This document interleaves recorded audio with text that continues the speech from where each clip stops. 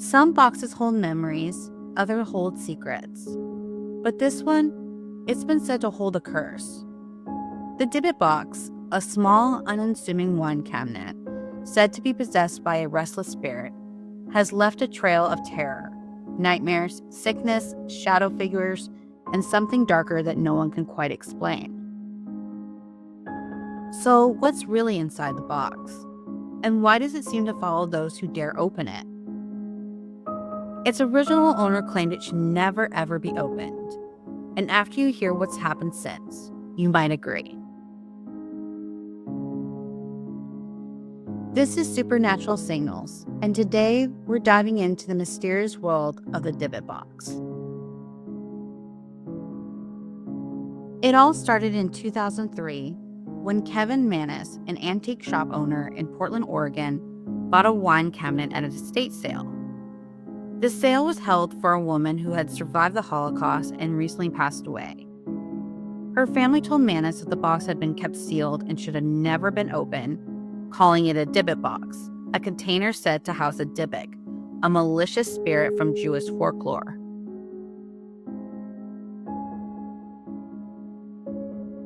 Before we move on into the story, let's explore a little bit more about Dybbuks and their folklore.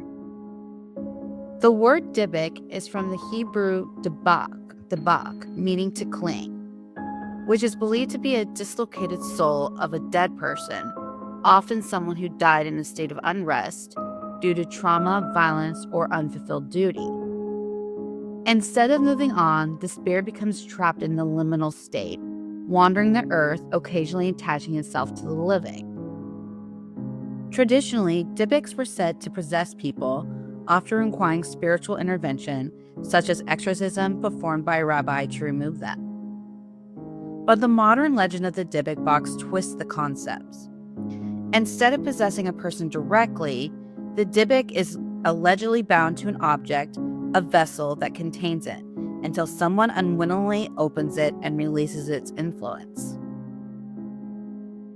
Some scholars believe the Dybbuk Box legend is modern invention. Skeptics have pointed out that Manis, the original owner, once admitted that some parts of the story were fabricated for a creative project.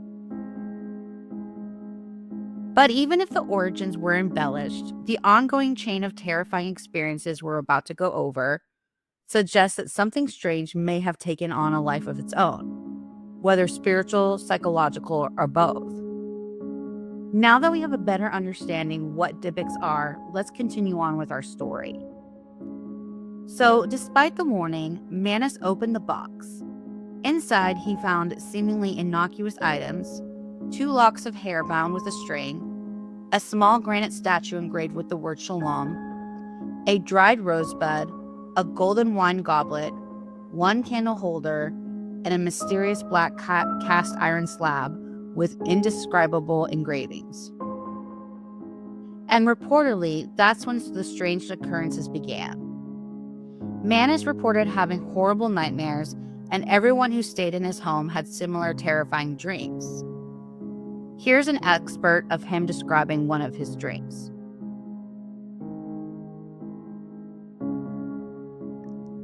Since the day I brought it home, I began having strange recurring nightmare. Every time I have this horrible dream, it goes something like this. I find myself walking with a friend, usually someone I know well and trust at some point in the dream. I find myself looking into the eyes of the person that I'm with. It is then I realize there was something different, something evil looking back at me. At that point in my dream, the person I'm with changes into what can only be described as the most gruesome, demonic-looking hag that I've ever seen. This hag proceeds then to beat the living tar out of me. I have awakened numerous times to find bruises and marks on myself where I had been hit by the old woman during the previous night. Still, I never related the nightmares to the cabinet, nor do I think that I ever would have. Additionally, he claimed light bulbs shattered on their own, strange smells like jasmine and cat urine filled the air, and shadowy figures lurked on the edge of his vision. One night, he found all his fish in his aquarium dead. And after gifting the box to his mother, she immediately had a stroke after receiving it. Disturbed by this pattern, Mana sold the box on eBay, where it was bought and sold multiple times, each new owner reporting their own terrifying experiences. Some grew physically ill, other claims their lives began unraveling, with inexplicable bad luck, health issues, or psychological torment following them until they got rid of it. Eventually, the box was acquired by Zach Bagans, host of Ghost Adventures, who placed it in his haunted museum in Las Vegas. Even there, its reputation grew darker. Guests have fainted near it, staff refused to go near it, and according to Bagans, one of the most chilling moments came when Post Malone touched his shoulder while he was handling the box. After which, Post reportedly had a series of serious misfortunes, including a near plane crash, a home invasion, and a car accident, all within weeks. With that said, let's go into some of the previous owners that acquired the box and hear some of their stories. After Kevin Manis parted with the Dybbuk Box, it landed in the hands of a man named Yosef Naitsky, a student in Missouri. Almost immediately, Yosef began experiencing strange issues. Lights in his homes would flicker constantly, electronics malfunction without explanation, and he developed chronic insomnia paired with terrifying dreams. He reportedly saw shadows darting around his peripheral vision and felt overwhelming anxiety when near the box. He didn't keep it long. Next came Jason Haxton, a museum director and historian. At first skeptical of the stories surrounding the box, Haxton wanted to study it scientifically, but he quickly changed his mind. He began coughing up blood, developed welts and hives all over his body, and claimed to feel a dark presence around him constantly. He also said that his death deteriorated rapidly and that the box seemed to manipulate the environment, from temperature changes to electronic interferences. Eventually, he sealed it inside an wood case lined with gold, hoping that the materials, known in various traditions for their protective qualities, would contain the malevolent force inside. He later wrote a book about his experience, which helped propel the Dybbuk Box into wider public awareness. Then came Zach Bagans, the paranormal investigator and host of Ghost Adventures. After acquiring the box from Haxton, Bagans placed it in his haunted museum, but not without incident. One of the most infamous claims was that Post Malone, who visited the museum with Bagans, touched Zach's shoulder while Zach was touching the box. Touching his shoulder. Bagans says Malone then saw a dark figure that night that followed them out of the museum. Some people think this is the reason Post Malone has had so many problems lately.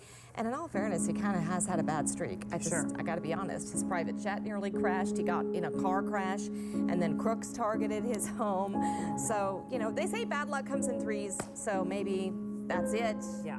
And he can move on with his life and never ever visit the museum again. No. Wow. Yeah. Yeah, right. Wow. Yeah, it's funny when you watch the video how he touches him, and it's kind of the chain thing. But he was followed out by the dark objects. After that encounter, Post reportedly had a series of unlucky and potentially life-threatening events. His private jet's tire blew out mid-flight, his Rolls Royce was involved in a serious car crash, and his house was broken into. Whether coincidence or curse, the timing was unsettling. These personal accounts and the consistent themes of shadow figures, health issues, inexplicable dread have only deepened the mystery. It seems that the box doesn't just affect its owner, but even those who come close to it. When it comes to the Dybbuk Box, separating fact from folklore is a challenge in itself. But perhaps that's where the power of the story truly lies, in the uneasy space between what might be and what we want to believe. As we discussed, some believe the box is cursed, inhabited by a malevolent spirit, a Dybbuk, drawn by the Jewish mysticism. These believers point to the string of misfortunes experienced by its own owners as proof. Illness, accidents, strange smells, and the eerie presence of shadowy figures.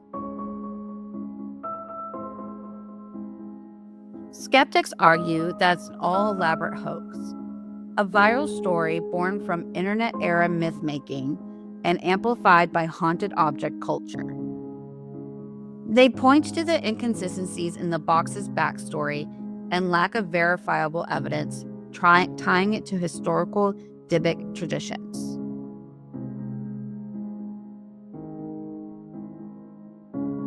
Then, there are those who believe in a third possibility, that the box became a vessel for belief itself, a powerful symbol that taps into ancient fears and modern anxieties.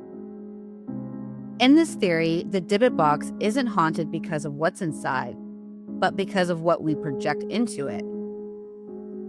Maybe it's psychological, a case of nocebo effect, where people are so convinced that an object is cursed, they begin to experience symptoms. Maybe it's spiritual, an object made powerful through ritual, trauma, or intention. Or maybe, just maybe, the truth lies somewhere deeper, in a place beyond our understanding. Now, if you're asking where I land on all this, I lean toward the idea that the Dybbuk box acts like a kind of emotional mirror, a vessel that takes in the energy we pour into it, fear, anxiety, curiosity, and somehow throws it back at us. It's not necessarily the object itself, but what we project into it that gives it life and power. While researching this case, I watched an interview with Kevin Mannis, the original seller of the box. He told a disturbing story about a friend who mocked the box, knocked it over, and not long after lost multiple family members, and then passed away himself. When the interviewer asked Mannis if he believed those events were connected to the box, he said no. But something about the way he answered, his hesitation, his tone, it felt like he was unsure, or maybe even scared. Scared that admitting it might breathe new life into whatever was attached to that thing. That moment really stuck with me, especially to consider how he described his nightmares in the original eBay listing, insisting he wouldn't say they were related to the box, but come on. The dots were there, whether he wanted to connect them or not. Something felt linked. Now, if you ask me if I ever want to be near the Dybbuk box, let alone bring one into my house, that's definitely a hard no. I mean, you're talking to a girl who covers her and her boyfriend's eyes when cursed dolls show up on Ghost Adventures. But I thought a lot about how spirits work, and in my experience, they feed off patterns, off of our anxieties. It's like getting caught up in a loop, a game of cat and mouse where the rules keep changing as soon as you figure them out. Spirits are clever. They adapt like a virus, mutating, shifting, just enough to stay one step ahead. And that's why I think the spirit world and the alien world, the supernatural and the scientific, might be more connected than we realize. Maybe it's not one or the other. Maybe it's both. A hybrid of belief, biology, and something else we haven't even named yet. Cursed objects aren't exactly my specialty, but spirits, again, they are smart. They know how humans react in general, but more importantly, they know you. Personally, intimately, they tailor their presence to your fears, your routines, and your specific weaknesses. That's what makes them so powerful. And that's also why fear, anger, and obsession can amplify that power. Now, I do believe some objects are cursed, or at least hold on to something. But I also believe that the more we feed them with emotion, the stronger they become. Some spirits just get bored. And when they do, they move on to find a new game and a new player. But that's only sometimes. As for what's really inside in the Dybbuk box, I guess that's a mystery we're left with. These sins, live and in the flesh. What's in the box? Brad Pitt, 7? No? Sorry, I couldn't resist. Alrighty, so anyway, if you enjoyed this dive into cursed objects, haunted minds, and the mysteries we carry, don't forget to like, subscribe, and share it with someone who loves a good unsettling story. You can also find me on Instagram, supernatural_signals, where I post behind-the-scenes looks, personal stories, and a few strange updates of my own. Until next time, stay curious and stay tuned into the supernatural. Thanks for watching.